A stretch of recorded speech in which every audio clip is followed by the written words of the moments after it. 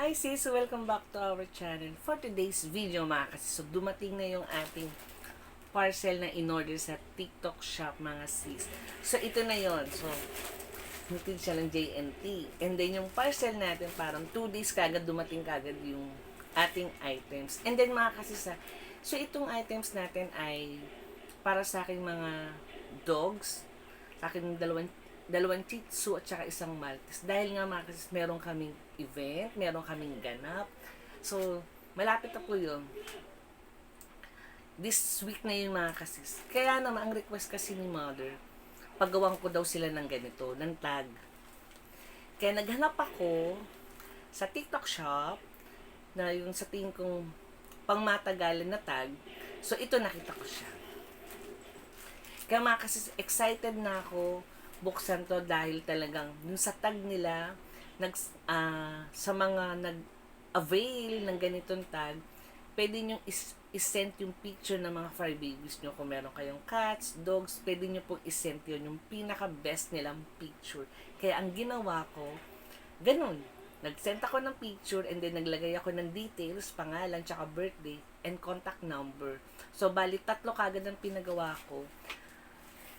So, dahil sobrang excited na ako dito sa items na ito mga sis, kaya buksan na natin.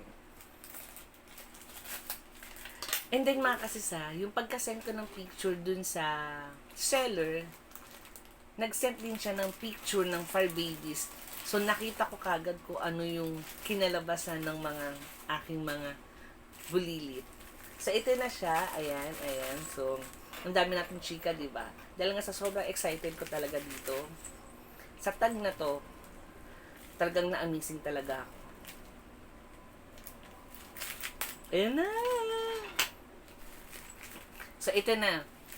May kasamang pa-previous na ganito. Ayan. Black. So, ito na sila. Ganda. Oh, ang ganda. So, ayan. And then, so may kasama naman palang mga locks, yes. So, ito na yung kasama niyang lock. So, ipapakita ko kagad sa inyo kung ano yung pinagawa natin. So, unahin na muna natin itong si Gustavo. Para ma-amaze kayo. Kasi yung picture ng fur babies nyo, talagang naka-laser dito sa tag. So, ang pinili ko pala is silver. Kasi yun ang bet ko talaga. So, ito na, ayan.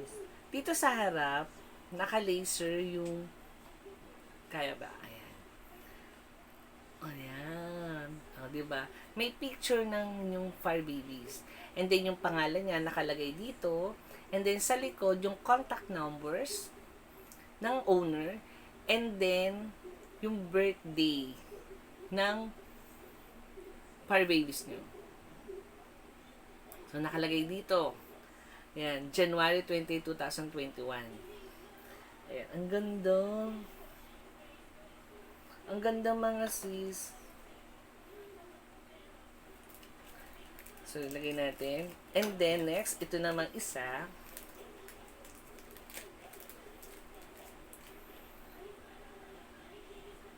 So, ito naman ay si... Ay, kita. Yan, si Adam. So, ang birthday niya is March 2, 2023. So, nag 1 year na kasi siya this year. So, ito siya. Ang ganda.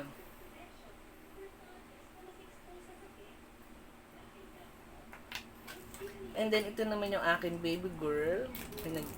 Isang baby girl ko. Ayan.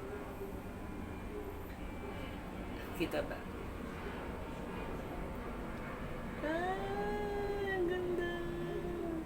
So, ang birthday naman po niya is September 10, 2023. So, nag 1 year old na pa si Penelope ng last month.